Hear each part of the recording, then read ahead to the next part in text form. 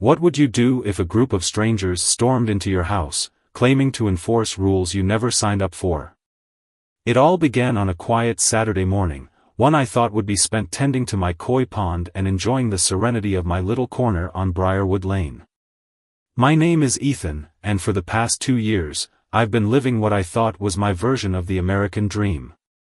After years of grinding as a software engineer, I finally bought my first house, a modest, cozy home in Maple Valley, far from the chaos of big city life. The house wasn't much when I first got it, but to me, it was perfect. Over the months, I turned it into my sanctuary. I built a koi pond, my pride and joy, along with a small patio and a flourishing garden. I envisioned weekends filled with barbecues and peaceful evenings listening to the gentle trickle of water. Living on Briarwood Lane came with its perks, friendly neighbors like the elderly Carters next door, who often brought over freshly baked cookies, and the kind of peace and quiet you can only dream of. My street was lined with charming, unpretentious homes, completely separate from the looming Ridgewood Acres just across the way. Now, Ridgewood Acres was a whole different world. Picture pristine McMansions with lawns trimmed to military precision and an HOA that seemed to have an unspoken motto, conform or be cast out. I rarely interacted with anyone from that side of the neighborhood. Why would I? My home wasn't part of their HOA, and I had no intention of letting anyone dictate how I lived my life. At least, that's what I thought. Little did I know, Ridgewood Acres HOA had other plans. Plans that would turn my peaceful sanctuary into a battleground. It all started with a knock on the door, loud, insistent, and far too aggressive for a Saturday morning. I had no idea my life was about to change forever. What could they possibly want? The knock turned into a pounding, each thud reverberating through the quiet stillness of my home. Still groggy, I stumbled to the door, wondering who could possibly be so desperate for my attention. What greeted me on the other side was something out of a bad TV drama. Standing there were 3 towering men, dressed in black polo shirts emblazoned with Ridgewood Acres HOA security on the chest. They looked more like nightclub bouncers than anything resembling community staff. Sunglasses hid their eyes, but their expressions were unyielding, as if I had just been added to their most wanted list. Before I could even ask what was going on, the man in the center barked at me, "Sir, we've received multiple complaints about code violations on this property. We're here to inspect and address these immediately." Code violations? I echoed, blinking at him in confusion. There's got to be some mistake.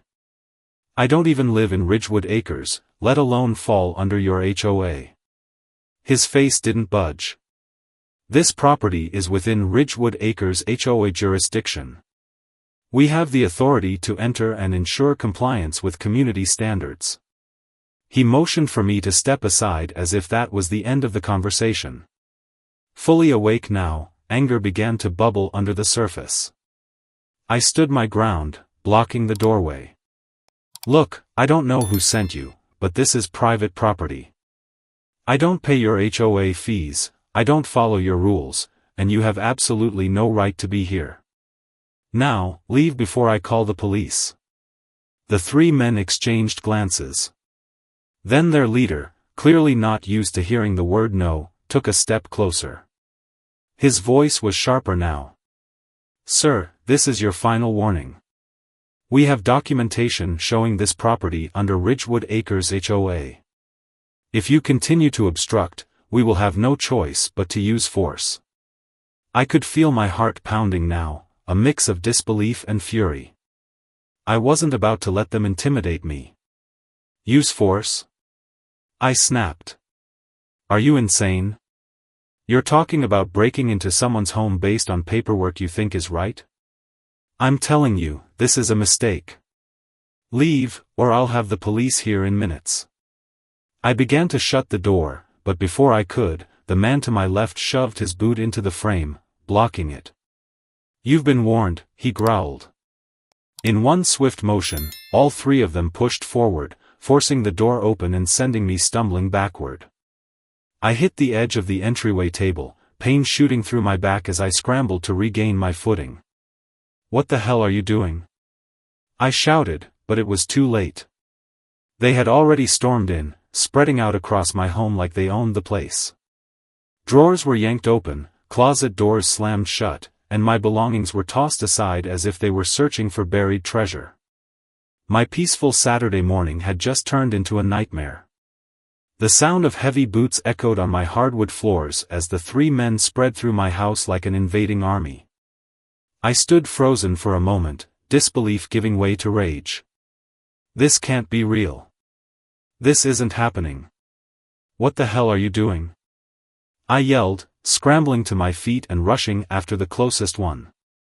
"We are conducting a compliance inspection," the leader announced coolly, clipboard in hand, as if that justified the chaos they were unleashing. "Any resistance will be noted in our report." One of the men was already in my living room, rifling through my drawers. Papers and personal items were thrown carelessly onto the floor. My heart sank when I heard the unmistakable crash of glass. I turned to see a picture frame, one of my few keepsakes of my late father, shattered on the ground. "Stop!" I shouted, lunging forward to grab the frame. But another guard blocked my path with a firm shove to my chest. I stumbled backward, my breath catching in fury. In the kitchen, I heard the metallic clang of cabinet doors being slammed open and shut. Moments later, one of them emerged, holding my prescription medication. He held up the bottle like it was contraband. "Possession of unregistered drugs. This will be confiscated." "Are you out of your mind?" I snapped. "That's my prescription. Give it back." He smirked, tossing the bottle into his pocket and turning away. I turned to the man in my spare room, now lugging my desktop computer out the door. "Unauthorized electronics," he said flatly. "This will need to be inspected. Put that down." I roared, my voice cracking. I tried to grab the computer from him, but he was built like a linebacker and easily shrugged me off. In the midst of the chaos, my gaze darted to the sliding door leading to the backyard. My koi pond. My sanctuary. Panic surged in my chest as I sprinted outside. I stopped dead in my tracks. One of them had drained the water, leaving my koi flopping helplessly in the thin, muddy remnants. My stomach twisted. I knelt by the edge of the pond, trying to scoop water back in with my hands, but it was no use. "Why are you doing this?" I shouted, my voice breaking. The leader appeared behind me, clipboard still in hand, completely unfazed by the devastation. "As I said, this is a compliance inspection," he replied coldly. "If you had cooperated, this could have gone much smoother." My hands trembled as I reached for my phone. My fingers fumbled over the screen, but I managed to dial. 911, "What's your emergency?" I could barely get the words out as tears of rage and desperation blurred my vision. "There are men in my house," I choked. "They forced their way in. They're destroying everything. Please, send someone quickly." "Are you in immediate danger?" "Do they have weapons?" the operator asked calmly. I don't think so," I stammered, my voice shaking. "But they're huge, and they shoved me down when they came in. Please, just hurry." The operator assured me that officers were on their way, but every second felt like an eternity. I watched helplessly as the men continued tearing apart my home. My sanctuary, my dream, was crumbling before my eyes. Then, faintly, I heard sirens in the distance. Relief surged through me, but so did a renewed wave of anger. These men thought they could get away with this. They thought they could trample over me without consequence. Not today. Not anymore. As the sound of sirens grew louder, I turned to face the leader, who looked utterly unconcerned. "You're going to regret this," I said through gritted teeth. He didn't even flinch. "We'll see about that." This wasn't just my fight anymore, it was about standing up for what was right. And I wasn't going to let them win. The wail of sirens pierced through the chaos, growing louder with every second. For the first time since this nightmare began, I felt a glimmer of hope. The men tearing apart my house, however, didn't seem fazed. They moved with the same deliberate arrogance, as if even the law couldn't touch them. Moments later, a police cruiser pulled up to the curb, red and blue lights casting frantic shadows against my shattered windows. 2 officers stepped out, their hands resting on their holsters. Sensing the tension, they approached the open door cautiously. "Police! What's going on here?" one of them called out, his sharp gaze darting between me and the 3 intruders. I rushed forward, my voice cracking under the weight of my desperation. "Thank God you're here. These men forced their way into my house, they've been trashing the place, taking my things. I told them I'm not part of their HOA, but they won't listen." The leader of the so-called security team turned with a calm expression, clipboard still in hand. "Officers, we're conducting a routine compliance inspection as part of Ridgewood Acres HOA jurisdiction. This homeowner has been uncooperative and in violation of multiple bylaws." "Violation?" I interrupted, my voice rising in disbelief. "I don't even live in Ridgewood Acres. My house isn't part of their HOA. They're trespassing, and they assaulted me." The officer nearest me raised a hand, his voice firm but steady. "All right, everyone needs to calm down. Sir," he said, addressing the leader, "do you have documentation proving you have the authority to be on this property?" The man handed over a stack of papers without hesitation, a smug smile tugging at the corners of his mouth. "It's all here," he said confidently. The officer flipped through the pages, his brow furrowing as he scanned the documents. "This doesn't look right," he muttered, passing the papers to his partner. While the officers conferred, I stood in the middle of what used to be my living room, surrounded by broken glass, upturned furniture, and the wreckage of my life. My hands trembled with frustration and anger as I waited, every second dragging on like an eternity. Finally, the first officer turned back to the leader. "According to our records, this property isn't under Ridgewood Acres HOA jurisdiction. These documents are invalid. You had no legal right to enter this home." The air seemed to shift, the smug confidence draining from the leader's face. "That's impossible," he stammered. "This address is listed in our database." The second officer stepped forward, his tone icy. "Well, your database is wrong. What you've done here is breaking and entering, destruction of property, and possibly assault." Relief washed over me, but it was quickly replaced by a searing wave of anger.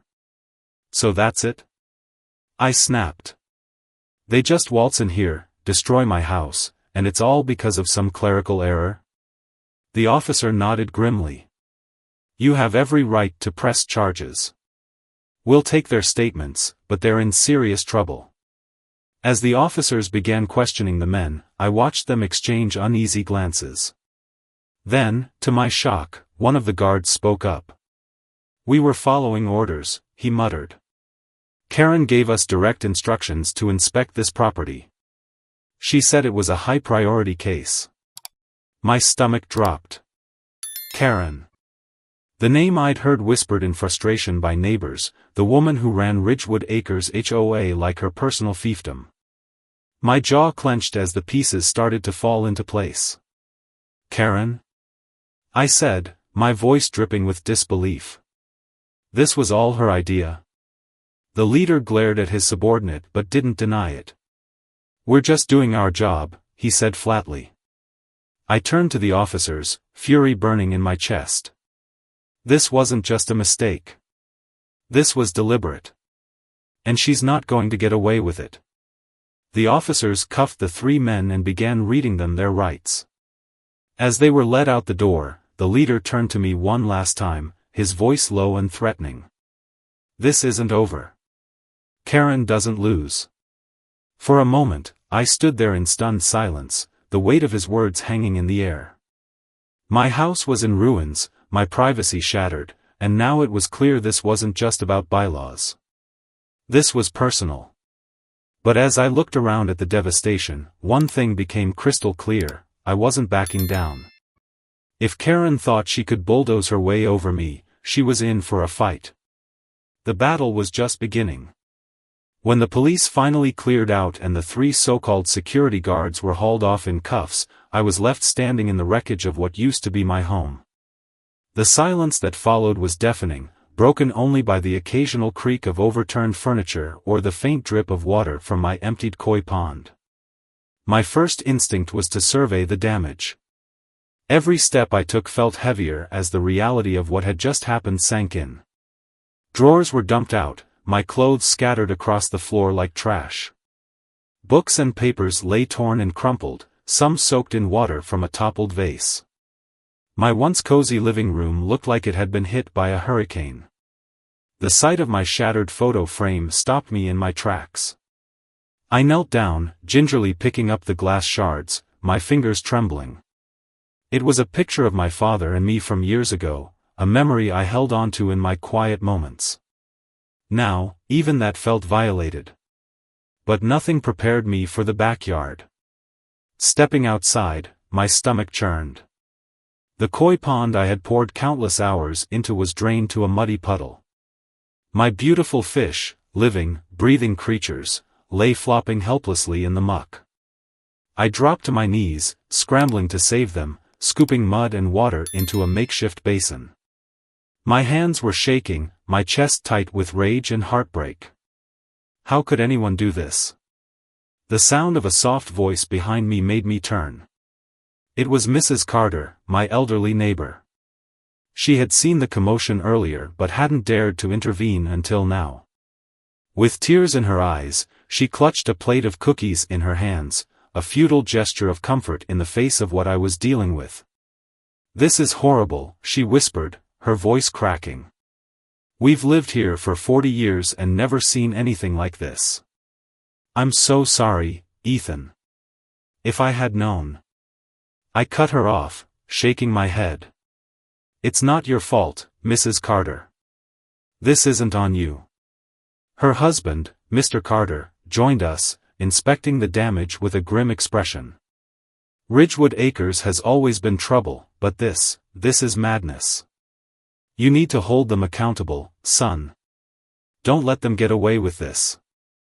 That was the moment I knew I had no choice.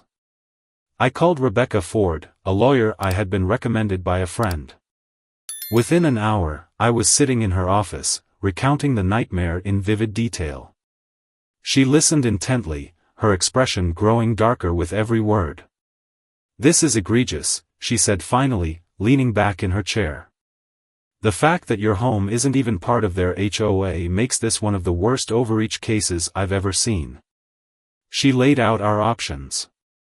First, we needed evidence, police reports, photos of the damage, statements from witnesses like the Carters. Then, we'd file a formal lawsuit not just against the security company, but against Ridgewood Acres HOA itself.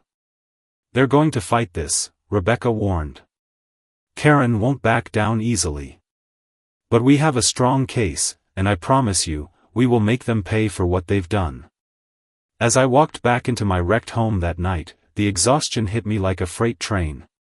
My sanctuary, the place I had worked so hard to build, was unrecognizable.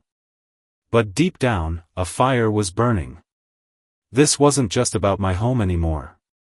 This was about standing up to a system that thought it could trample over people's lives without consequence.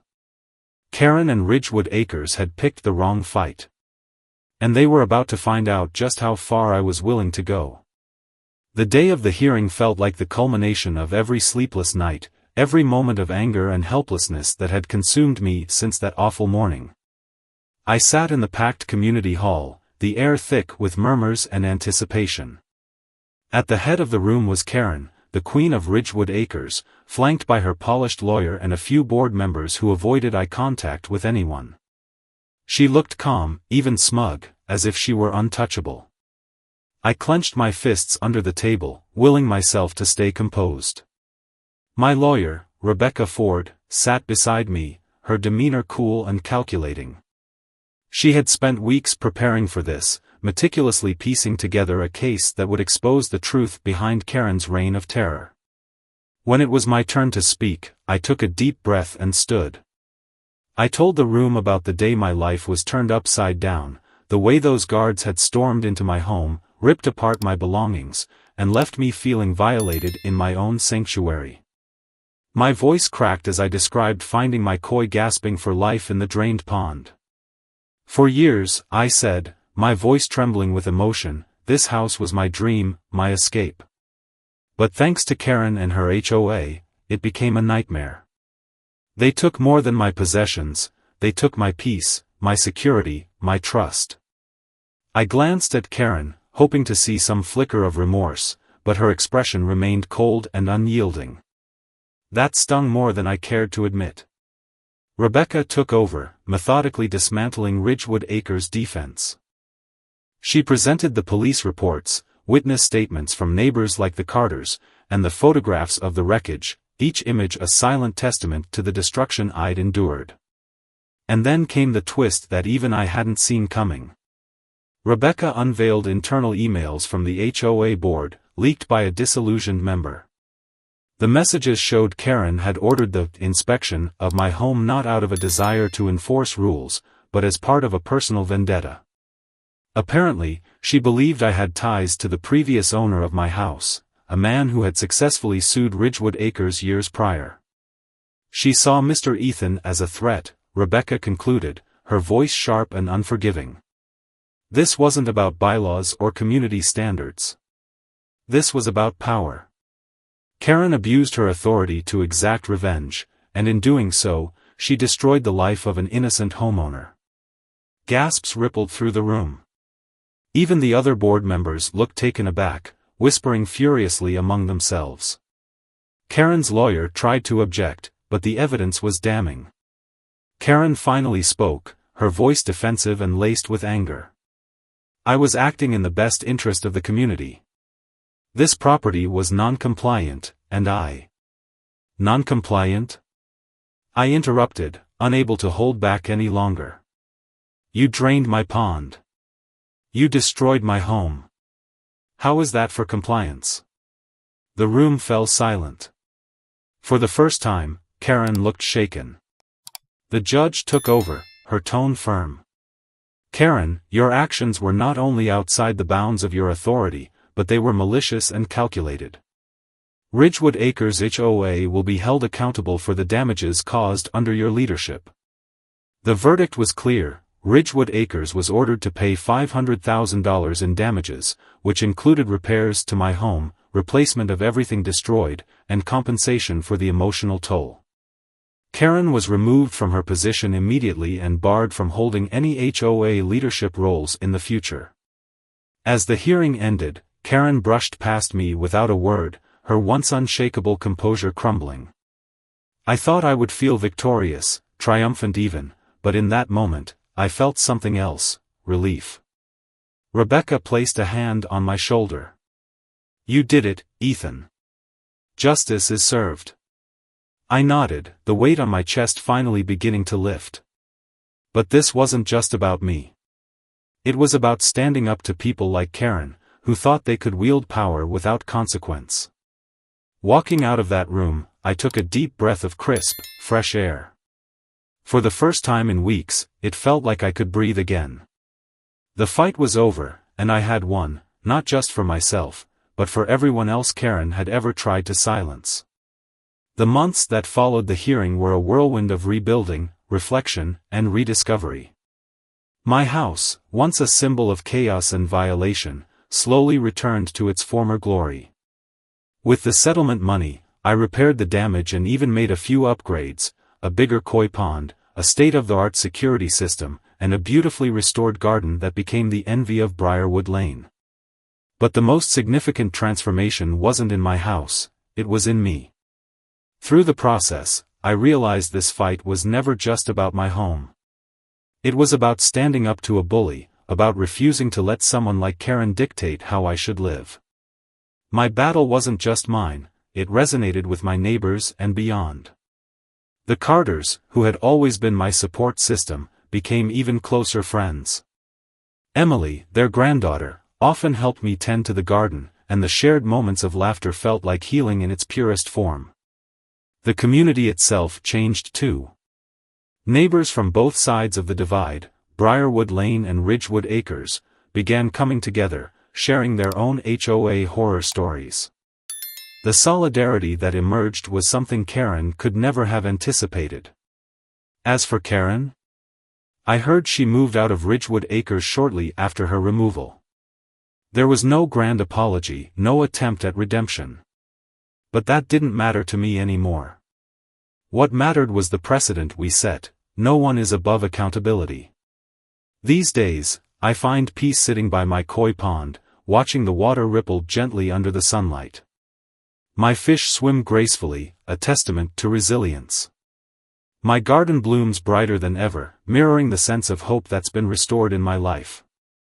This experience taught me the importance of standing your ground, of knowing your rights and fighting for them, even when the odds seem stacked against you.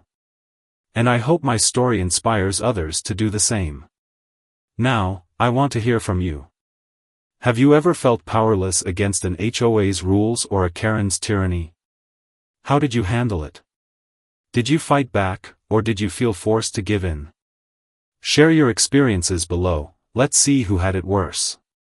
Maybe together, we can help others stand up for themselves, too.